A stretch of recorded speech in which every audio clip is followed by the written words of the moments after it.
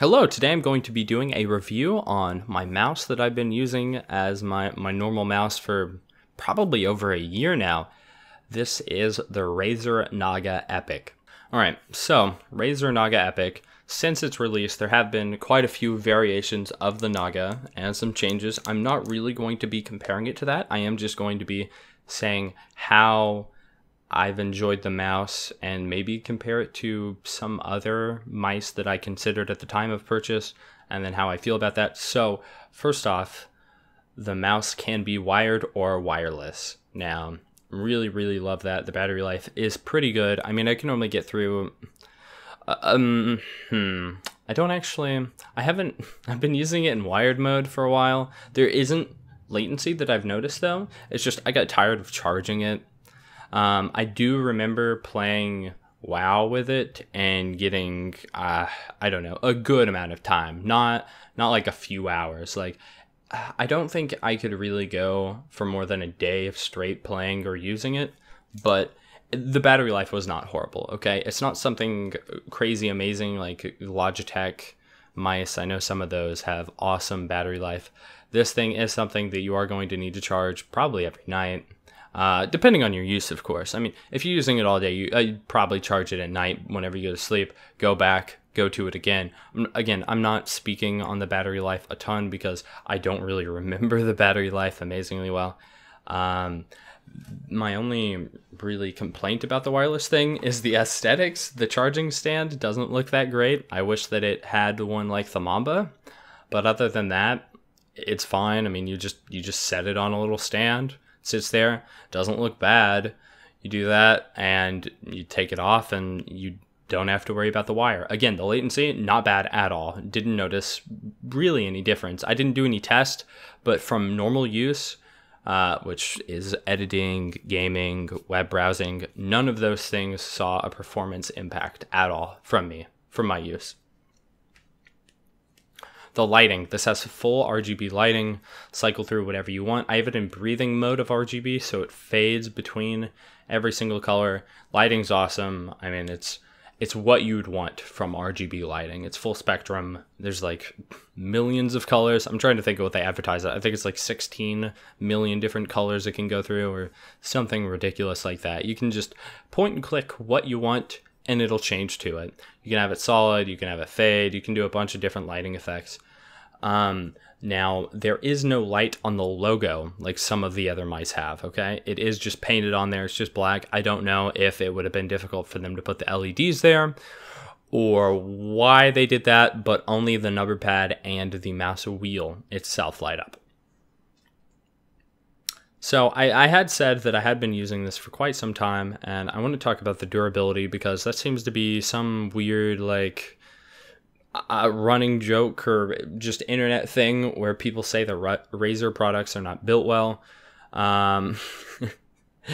Before, I would have said that that's completely not true at all. Like, you just got a bad mouse or you're just saying it to say it. Though my mouse has gotten beat up a little bit, but it's probably my fault, to be honest. Now, I'm going to pick up my mouse and look at it. Now, if I look at the number pad, all of them are fine. There's like a little chip on one of them at the very end where you can see the light bleed through the paint.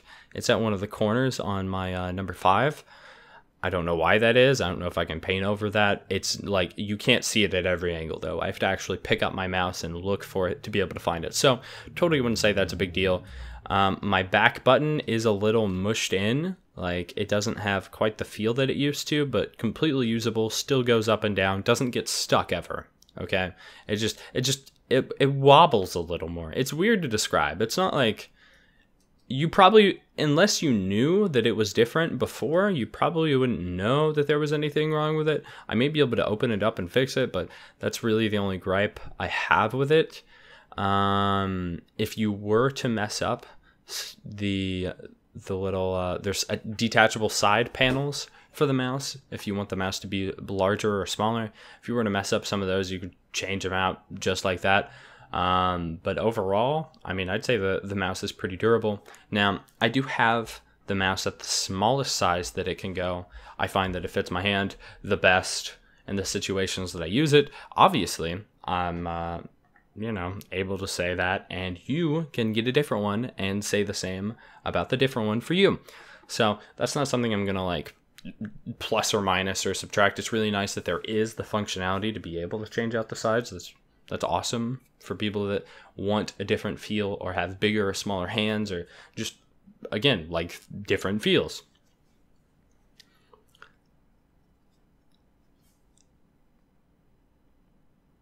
Probably one of the biggest selling points to me whenever I first got this was the ability to swap between wired and wireless. And while I don't use it on a daily basis, I have had no issues with wireless whatsoever. I just kind of grew away from wireless, really. I just didn't really...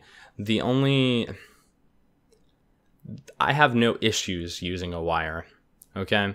And if you do have issues using the wire, I think that you could pick this up and use it just fine and not need to do anything special. You wouldn't take a performance hit by going wireless. This is totally a wireless mouse, and it also still has a ton of function with the 12 number keys on the side, which I'm going to talk about the number keys in a second. So in my use, I pretty much only use 1 through 6. I'll sometimes use 7, 8, 9. I do not use 10, 11, or 12. A lot of MMO mice have a ton of buttons, and there's the Naga Hex, which has 6. Now, I normally only like 6. I only use 6, but the biggest thing with the Hex is it's in a weird pattern, so you have to actually like reach for it, whereas all the 9 that I use are all right on my thumb, okay? They're all easily able to be pressed. 10, 11, and 12, I can just move my thumb down a teeny bit and hit it. It's not a big deal. It's not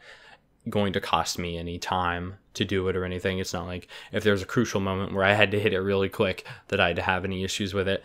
Whenever I first had the mouse, it was difficult adjusting to the number pad. It was kind of hard to remember which numbers are where, but you get adjusted to it pretty easily. There are no special grooves or edges or anything, but I don't really think that's going to help you much unless there was some way that you could, unless you were memorizing and being like, oh, well, this bump means it's this number, which from the other mice that have the ridges, I don't think that's the case. It seems like it's a way to just differentiate. It seems like it's just a way to tell that it's a different button, which I can move my thumb across and feel pretty easily that there's a gap between them because they're buttons. Like, you can feel whenever you're on a different button. So I don't really understand that. I mean, it is kind of cool, I guess, but the Naga doesn't have it, and I totally don't think that it should have it or that it needs it at all.